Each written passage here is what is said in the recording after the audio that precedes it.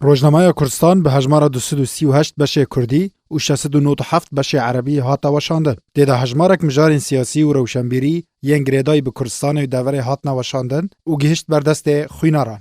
روپلا یکم بحثا ریبازا کو شهید ادریس بارزانی براوانید برداده کرد و پیشوازی پارتیا دموکرات کردستان سوریا جه مهوانا را لباجر دیرکه به بونه سربس بردان حسین سلیمان اندام کمیتا ناوندی یا پارتیا دموکرات کردستان سوریا جه زندان پیاده و داخویانیا امینداریا گشتی یا انجمن نشتمانی کردی لسوریه درباره بمپیکرن و کریارن ریوبریا پیاده در مافه چالکوان انجمن نشتمانی کردی ده. هر وها آگهداریا نویسگاه پیوندی نشتمانی یا پارتیا دموکرات کردستان سوریا درباره سردانان دا جه حریم کردستان بو روجاوای کردستان کرد.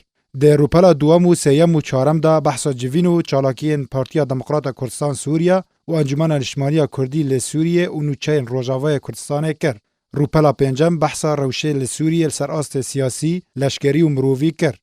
در روپلن ششم و هفتم دا هجمارک مجار و راپورتین کردستانی و سوری هات نوشاندن. هر وها بشه عربی یه روزنامه کردستان هجمارک مجار و نیرین سیاسی و جایی و تندرستی و جواکی لخواه دگره.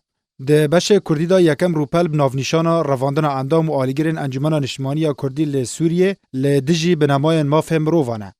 روپلا دوام به ناونیشانا کوبانی به بریارک دروکی یا سروک برزانی هات ریزگار کرن.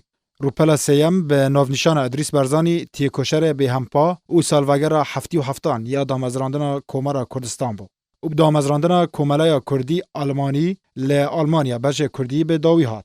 روزنامه کردستان روزنامه که نیو مهانه جالی راگهاندن ناوندی یا پارتیا دموکرات کردستان سوریا و ته بلاف کرن.